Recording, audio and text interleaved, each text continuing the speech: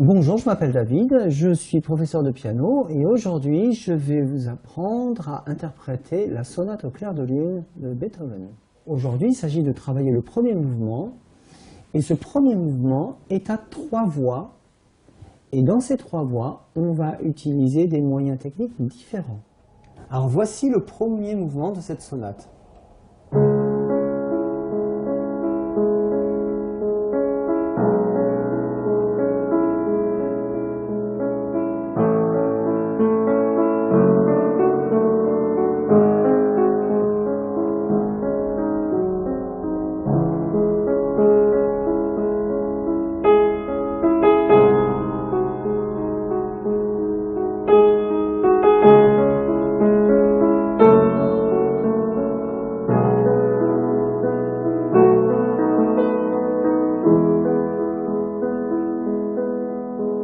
Une fois que l'on aura bien déchiffré le morceau, en faisant attention au doigté, à la position et tout ce qu'il faut, on va pouvoir à nouveau décortiquer le morceau en travaillant séparément chacune des 3 voix. Nous allons commencer par travailler la partie interne de la pièce, c'est-à-dire les passages en triolet.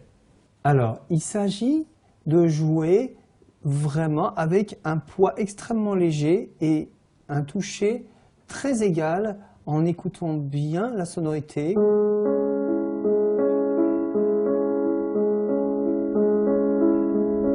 Et en essayant d'expérimenter les possibilités du clavier et de l'instrument en vue de trouver la sonorité la plus fine possible.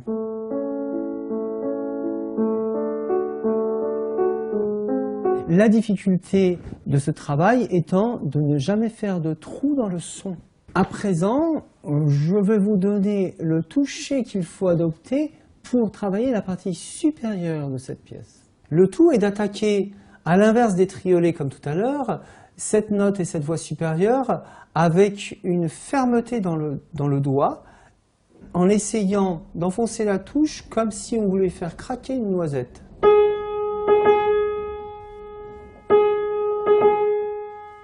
Dans ce travail, il s'agit de bien contraster les attaques que l'on va adopter pour les triolets que l'on a vus tout à l'heure et la voix supérieure, en sachant que lorsque l'on va les jouer ensemble, il faudra utiliser ce que l'on appelle le 2 poids 2 mesures dans la même main et d'avoir donc 2 touchés complètement contrastés dans la même main. À présent, je vais vous apprendre à jouer les basses, la main gauche de ces morceaux.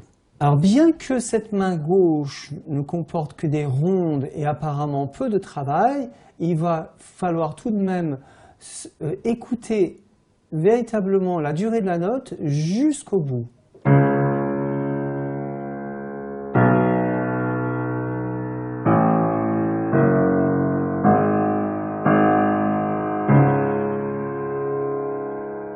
Et en prenant soin d'avoir un mouvement circulaire du bras de façon à faire bouger le son.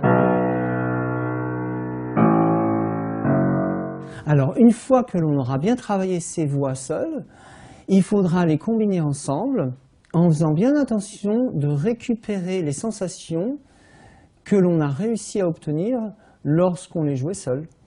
Voilà, et bien j'espère que mes conseils vous aideront pour surmonter les difficultés de cette pièce.